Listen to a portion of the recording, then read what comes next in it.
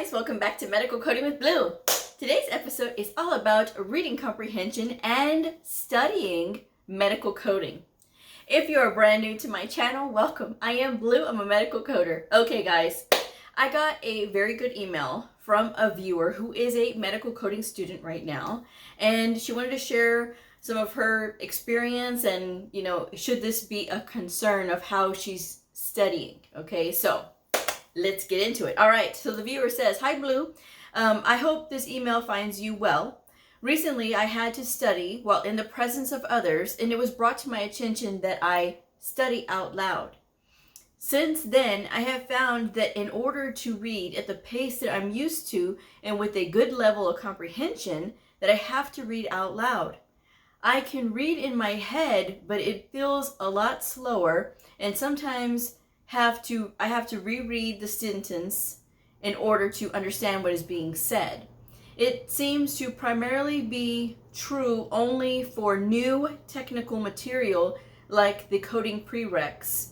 Should this concern me? Is this a habit I should try to break now so that I am not reading out loud in an office once I am employed? Thanks for your feedback." Okay, so how we comprehend while we're studying, because remember, we're learning a brand new language.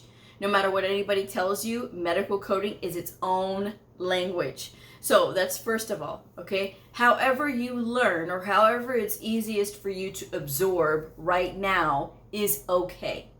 The thing that I will say is this: when you get into that test room though, you will not be able to read out loud.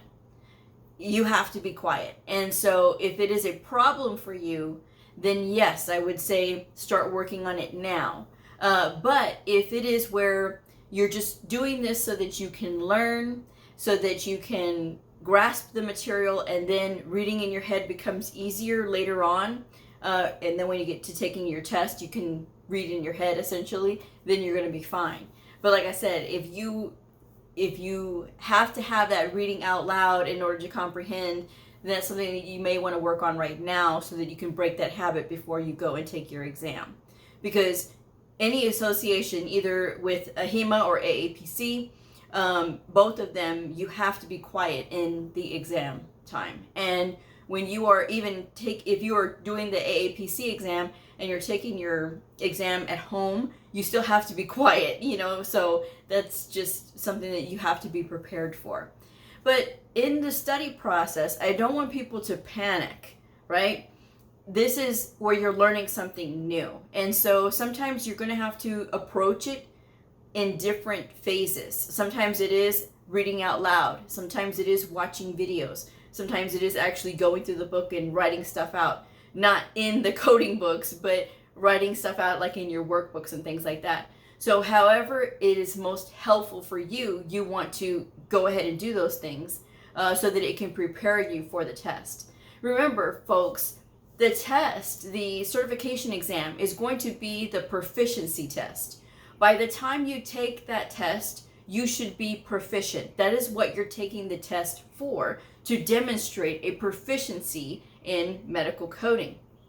A lot of times in these schools, they try to, and pardon the expression, but I'm a Texan, I'm going to say things animal related. They try to cattle herd people through these programs very quickly, because the more people they can get out, the faster they can get them out, the more people they can bring in to sell the program to. Remember, it is a business with these schools. Some schools may have really good teachers that are concerned with how you turn out, but there are a lot of them that don't. They're about get done, get done, get done. We're going to teach you how to pass this test, and you can figure out the rest on your own. Do I think that that's the way it should be? No, but then it's business and everybody's doing it their own way. So that's why when you come to my channel, expect to hear things that are going to be straightforward. And the reason that I say them in a straightforward way is so that you guys can understand this isn't a game. And for a lot of people that, like this viewer who wrote in, concerned, like, is this okay? I'm going to tell you straightforward. It is okay for this certain part, but when you get to that test room, you got to be quiet. So, there's that. But like I said, learn how you can now so that you can get more comfortable with it. And then by the time you get to that exam time, you're going to be proficient and you're not going to have to worry about all of those things. This is why I make a big deal about little things like tabbing of the books. I always get people who want to argue with me about tabbing with the books. I'm not going to argue with anybody. The reason that I say don't tab the books is because, number one, the tabs are going to get in your way. If you are actually going through the books like you're supposed to, you will be proficient with them and you will not need the tabs.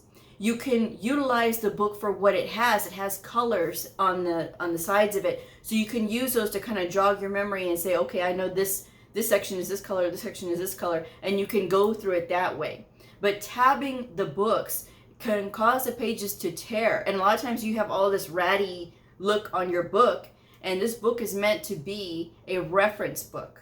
So this is why I say if you're going through the book like you're supposed to, it's going to be more comfortable for you to use it, and you're going to be like, okay, it's just going to be just another part of your tools that you use to medical code. Taking the time to read, and if you are training yourself to look at these documents, because remember, we have to go through these documents very quickly. And if you're taking an AHIMA exam, the minutes is about 2 minutes per question. And with AAPC, it's about 2 minutes, 40 seconds per question. Now, you're not going to spend the entire 2 minutes or the entire 2 minutes, 40 seconds on every single question. But that is the average amount of time for each question that you get. So some that you may be able to go through quicker, you can get through and use that time to go for the longer questions or for those op notes. And so again, if you're taking the time to either listen to yourself reading the coding guidelines, or if you are reading them, like looking at the page and kind of learning to skim and get those keywords out, as far as like looking, there's different strategies for speed reading. And yes, it's going to be like, well, how do I do that if I don't understand?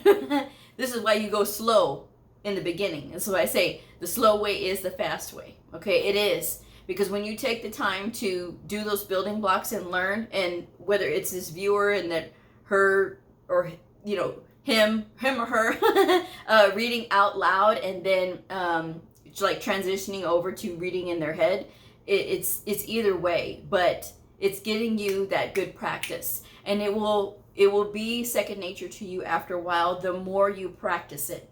But like I said, if you're taking the time to read the book and you're taking the time to look through it, it's going to make spotting words a lot quicker. And when you're practicing in your workbooks for those longer op notes, again, it's going to make that much easier for you to grasp when you're looking at these huge notes. People tend to look at a lot of words and panic. But if you are taking the time beforehand to read long passages like that, and this is why I recommend reading your coding guidelines once per week, even though people panic and they say, oh no, Blue, I can't do that. However long it takes you. But I say that if you're going through your ICD-10 CM book, if you happen to have the Optum 360 book, it's like 38 pages, front and back, so like 70 something pages. If you're taking the time during the week, little by little, you can knock that out in just a few days. And you do that every week, you're going to get faster at it. And the more you get faster with reading, the better off you'll be. And that's just not for taking the test, that is actually for being out in the real world as well, because we have production standards as medical coders. And sometimes the averages of how much they have you code in a day is going to be different based on the facility. But a lot of times a good rule of thumb is about 80 to 150 average for the outpatient setting. And so for the inpatient setting, it's 2 to 3 charts. Sometimes I've seen it as 2 to 4 charts per hour. That's average. Now, when you talk about looking at charts, you're looking at multiple days. Whereas on the outpatient side, you're looking at one encounter in one day. So that's what you're looking at there. So it's this amount of material that you're looking at, but when you look at the two, it kind of evens out. So that's something that you need to be prepared for. I have been asked before, how important is reading in medical coding? It is everything. It is 90% of what we do is read. all day long. And I've had people tell me, Blue, I don't like to read. This is not the field for you. If you don't like to read, this is definitely not the field for you. This field is about the puzzle.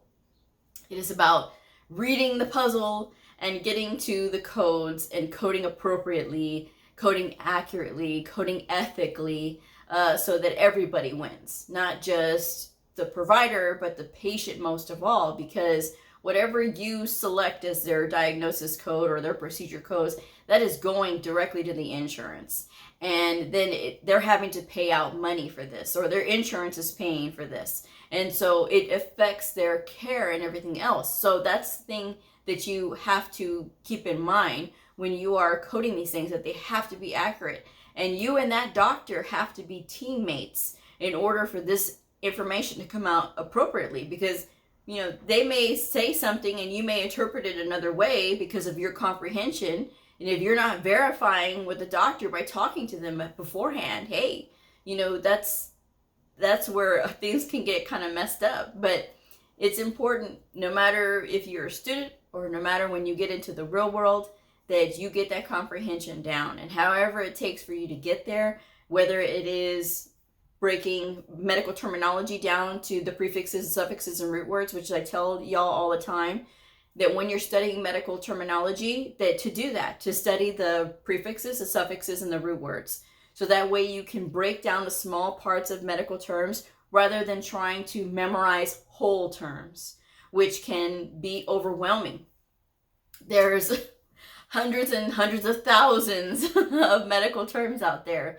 But when you think about just breaking down the 600 and something plus prefixes, suffixes, and root words that are major, then you can start to learn a whole lot more words just by being able to piece those words together and figuring it out from there. So that is just something that you have to think about when you're getting in this. Again, reading is everything, and that comprehension plays a huge role. But just know, just know this. There is no reading out loud when you are in that test room. And getting past that test is what's going to lead you to the real world. Now, when you get in the real world, that is something different. It depends on the environment that you're in. Some places you're going to be in a room full of people and everybody has their headphones on. It really all depends. And sometimes you have your own office, and that's always nice, right? Or maybe you share with a partner. Again, it's about sharing that equal space. Sometimes you'll work at home. It really all depends. And for my new people, don't get your heart set on that, okay? Because sometimes it is difficult. It is not impossible, but sometimes it is difficult to start remotely. The pandemic changed everything. It really did, because before, if you didn't have experience, you were not getting a job at home. And now, even with the pandemic that's happened, they allowed for new people to start working at home. But I always recommend that it's not the best place for new coders to start off working at home, because you don't have access to somebody that you can ask questions to. You're going to need to be able to do that, because along with you learning to comprehend this foreign language that you've been learning from a textbook this whole time, when you get in the real world, now you're dealing with doctors and their personalities, or providers, NPs, PAs, and so on and so forth. And you're dealing with their personalities and their documentation traits and skills and all this other stuff. So if they have not worked with a coder, they're going to document whatever way they want to. And even when they do work with a coder, sometimes they still document however they want to. But it takes a very strong person to get in there and get involved with their provider, so that their provider can make sure that they're getting the appropriate payment for everything that they're doing. So again, it's just one of those key elements that's very important. It just takes time. I used to read slow too. I would read slow. And I'm better at reading in my head than I am reading out loud. So I have the opposite issue, where I get tired reading out loud, and if I'm reading in my head, then I can, I go faster that way. But some people, it's the opposite issue. But like I said, can't talk in that test. So that's the only thing that I would be most concerned with. But don't let what other people say how you study affect you. You have to keep studying. And even if you have to, scroll yourself away in a place where you can read out loud until you get comfortable with what you're doing so that you can do this in your head, then, you could go forward from there. But I will say this other thing before I wrap this up. Don't get hung up on little things like this. It is little in the grand scheme of things. Can I do it this way? Can I do it this way? That's a little thing. The real big things that you guys should be really focusing on: medical terminology, anatomy, pathophysiology, and getting through these books. That's what you should be worried about. Not, my study group says that I'm reading out loud. Who cares? Who cares what they think? This is something that you can work on your own, but you're still learning this.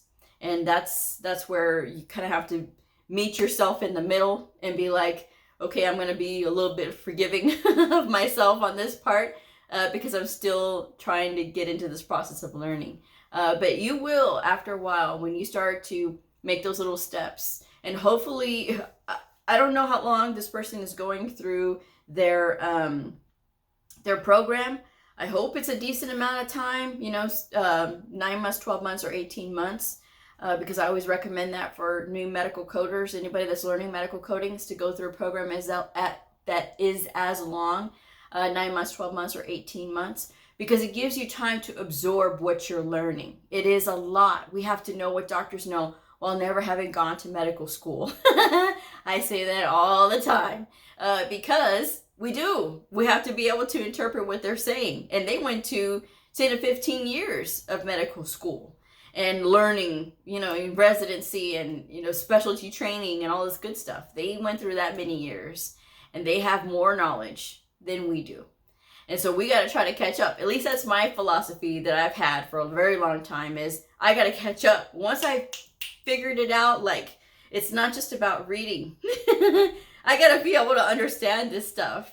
And when I started to engage more avenues of learning, like when I'm trying to read these op notes and I have no idea what a meniscus repair is, I have no idea what a colonoscopy is or what an EGD is. So I started watching videos on YouTube about how those procedures went and what the words were and how the language is said. And the more that I did that, the faster I got with reading, because it made sense. That was how I was able to connect.